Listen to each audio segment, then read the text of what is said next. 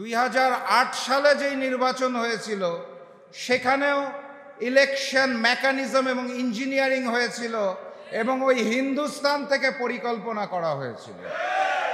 আমরা সবসময় যেটা বলতে চাই সেটা হচ্ছে পিলখানা গণহত্যার মাধ্যমে ফ্যাসিজমের যাত্রা শুরু হয়েছিল, কিন্তু আমরা বলতে ভুলে যাই লগি বৈঠা গণহত্যার মাধ্যমে ফ্যাসিজমের প্রস্তুতি নেওয়া হয়েছিল।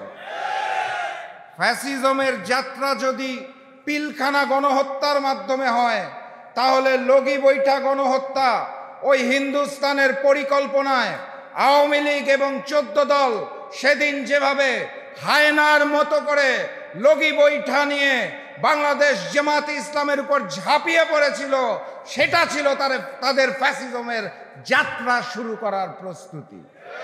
ভুলে গেলে চলবে না। এই অন্তর্বর্তী সরকার ক্ষমতায় আসার পর বারবার আমাদের বলেছিল যে তাদের দায়িত্ব নাকি 3টা। প্রথম দায়িত্ব ছিল তাদের বিচার। আমি তাদের ধন্যবাদ জানাই, তারা জুলাই গণ অভ্যুত্থানের বিচারের কার্যক্রম শুরু করেছে। গতিটা ধীর কিন্তু শুরু করেছে, কিন্তু একই সাথে সাথে তারা অন্যান্য গণহত্যাকে অবহেলা করেছে। আমরা অন্তর্বর্তী সরকারের কাছে আশা করেছিলাম তারা জুলাই গণহত্যার মতো লগি বৈঠা গণহত্যার বিচার কার্যক্রম শুরু করবে। আমরা আশা করেছিলাম তারা পিলখানা গণহত্যার বিচার কার্যক্রম শুরু করবে। আমরা আশা করেছিলাম তারা শাপলা গণহত্যার বিচার কার্যক্রম শুরু করবে। আমরা আশা করেছিলাম বাংলার মাটিতে মোদি বিরোধী যে আন্দোলন হয়েছিল সেই গণহত্যার বিচার তারা শুরু করবে। আমরা আশা করেছিলাম আল্লামা দেলোয়ার হোসেন সাঈদীর যে রায় দেওয়া হয়েছিল তারপরে বাংলার রাজপথে যে গণহত্যা হয়েছিল সেই গণহত্যার বিচার কার্যক্রম তারা শুরু করবে। কিন্তু আমরা অত্যন্ত দুঃখের সাথে লক্ষ্য করছি তারা শুধুমাত্র জুলাইয়ের হাজারো শহীদের রক্তের বিনিময়ে যে মসনদে বসেছে শুধুমাত্র জুলাই গণ অভ্যুত্থানের বিচারটাই শুরু করে দিয়ে চলে যেতে চায়।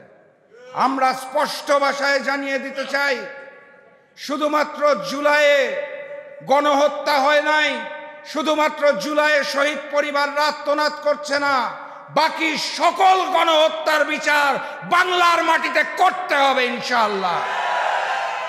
আপনারা যদি না করতে পারেন তাহলে দুহাত তুলে হ্যান্ডস আপ করে বলে দিন ইনশাআল্লাহ আগামীতে যেই সংসদ গঠিত হবে, আগামীতে যে ইসলামের আইন কানুন হবে, আগামীর সংসদে জনগণের যে প্রতিনিধিত্ব থাকবে সেখান থেকে প্রয়োজনে আমরা লগি বৈঠা থেকে শুরু করে সকল গণহত্যার বিচার করব ইনশাআল্লাহ।